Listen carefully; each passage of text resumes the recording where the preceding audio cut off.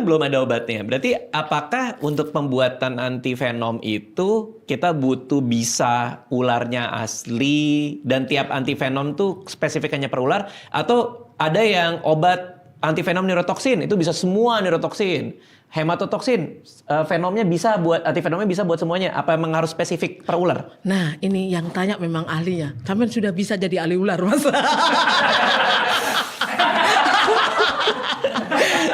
Betul banget, padahal baru ketemu aku nggak ada 1 jam ya. Siap. Jadi gini Mas, ternyata zaman dulu konvensional antivenom dibuat dari venom, tapi zaman sekarang bisa sintetik. Oh iya? Iyalah, kita mau bikin, ada tuh rahasianya. Tertarik gak? Kenapa gak tertarik tiba-tiba? Jadi begini, dulu harus diambil venom ular, di milking kan glandula dari kelenjar venom itu kan di pipinya ular gini, jadi dipencet-pencet supaya keluar. Iya, namanya di milking dan ada tekniknya. Nah, tekniknya ini nggak boleh ngawur. Kalau ngawur yang keluar air liur bukan venomnya, karena venomnya itu bercampur dengan air liur itu dan dia adalah protein enzimatik. Nah, jadi dia memang khas ya. Nah, kemudian dalam perjalanannya memilking itu tidak semuanya berhasil. Kalau ularnya stres ya nggak keluar, Mas. Dan sekarang kan memang banyak sekali ular-ular itu mau dibunuh karena kulitnya dijadikan sepatu, tas. Jadi akhirnya si ular ini nggak bisa keluar venomnya dengan bagus. Karena ular itu ketika harus di milking dia harus bahagia, Mas, sehingga venomnya itu betul-betul venom yang berkualitas. Kita harus membahagiakan dia dulu. Iya. Dan itu yang kulihat di banyak negara termasuk Australia tadi. Ada, Mas, nanti kapan-kapan kalau Adelaide tak tunjukkan ya pabriknya Securious itu. Ada di Adelaide itu. Jadi ularnya tuh bahagia di sana. Dia diberi tempat yang betul-betul nyaman, seperti di Thailand juga ya.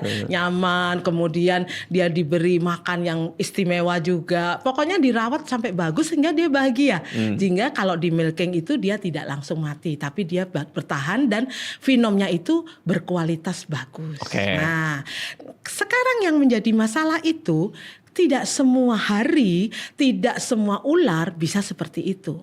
Jadi kita harus memikirkan, padahal antivenom kan harus terus ada ya. Betul. Kan bukan tergantung pada kondisi ularnya. Kalau ularnya sakit kan nggak keluar juga kan venomnya. Nah, jadi banyak sekali teman-teman saya sebagai ahli ular itu mencoba membuat sintetik dan berhasil, yaitu di Denmark, salah satu teman saya juga, sama di Amerika. Meskipun belum jadi dalam clinical trial ya, dari dalam riset ya.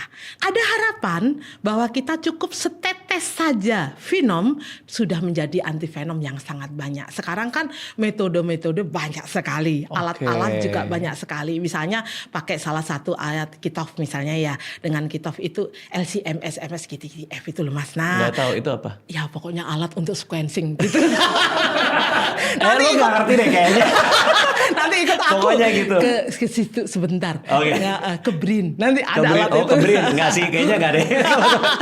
Serius banget tiba-tiba ke BRIN. Dalam minggu ini aku mau lihat alat itu bersama teman-teman Biva. Kalau tertarik ayo ikut. Siap. Nah, ya, artinya ada alatnya. Dia mengcopy sequence dari DNA itunya kan? Iya, untuk dibuat lebih banyak dan untuk misalnya kan harus disuntik di kuda. Ternyata tidak harus kuda. Bisa aja mix keledai dan kuda seperti di India. Namanya mule. Jadi sekarang itu ada hewan baru, Mas. Mix antara keledai dan kuda. Namanya mule. Beracun juga tuh? Enggak. Terus. Atau yang dipikirkan oleh saya ya adalah dari bakterifag. Kita kan sudah tahu. Misalnya kayak anti tetanus. Dulu kan juga disuntikan di kuda tapi sekarang tetagam dalam serum manusia kan bisa juga, atau dari bakteriofag juga bisa. Karena kalau bakteri itu memang pada awalnya satu chamber tuh mahal banget, tapi itu untuk selamanya. Selama bakteri itu nggak mati, kayak kita bikin yogurt itu kan ada bakterinya. Selama bakteri itu nggak mati kan kita terus produksi. Diternakin terus. Ya. Betul. Nah, kami pingin bikin seperti itu karena teman-teman di Denmark dan Amerika tuh lagi seperti itu. Nah, kalau sudah seperti itu, antivenom tuh mudah. gitu. Oke, artinya mungkin biaya awal setupnya aja yang mahal, iya. tapi kan bisa Indonesia kan seterusnya. kaya, Mas. Berarti yang sekarang beredar, antivenom yang beredar masih konvensional. Ya, di mana diambil ularnya, di milking, kemudian dipurifikasi, dilihat mana komposisi dari protein enzimatik yang bioaktif sehingga dia yang diambil untuk disuntikkan di kuda. Kuda nanti kan membentuk antibodi. Jadi sebetulnya kita ngambil antibodinya kuda. Oke. Dan itu permasalahannya kenapa harus kuda? Karena kuda itu ternyata yang paling cocok dengan manusia. Untuk Dulu saya urusan pernah ini. berpikir gimana kalau pakai ayam ya? Kan saya suka ayam gitu. Nggak bisa. Ternyata nggak terlalu cocok, Mas. Jadi susah nanti. Atau misalnya pakai yang gede, misalnya pakai kuda nil gitu, kayak kaosku nih kuda nil. Nggak Ternyata bisa susah juga. Iya. Jadi yang paling mirip dari riset-riset itu ternyata kuda atau tadi di mix sama keledai tadi. Oke. Nah, jadi keledai kan murah, kuda kan mahal. Jadi nanti jadi mulainya tuh agak murah. Kalau gitu. ahli kungfu kan kokoh tuh. Iya, ya bisa juga. Kuda-kudanya. Kuda-kudanya. Itu kayaknya bagus itu. Oke, nah berarti jumlah antivenom yang tersedia di dunia itu sebenarnya nggak terlalu banyak dong. Karena dalam tadi itu ini adalah ilmu yang neglected, Mas. Memang aku kalau mau cerita nih jangan diketawain ya, Mas. Kalau di Asia ini ahli yang cewek itu aku, gitu, yang lain cowok semua.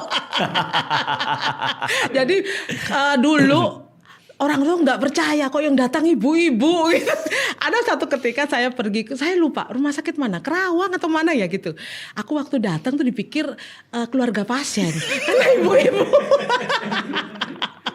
Jadi aku sudah biasa gitu, Mas, kalau pergi ke rumah sakit atau dinkes itu dipikir ibu-ibu karena ya itu tadi kok pembawaannya nggak meyakinkan. Lebih cocok ibu-ibu ke pasar gitu. Astaga.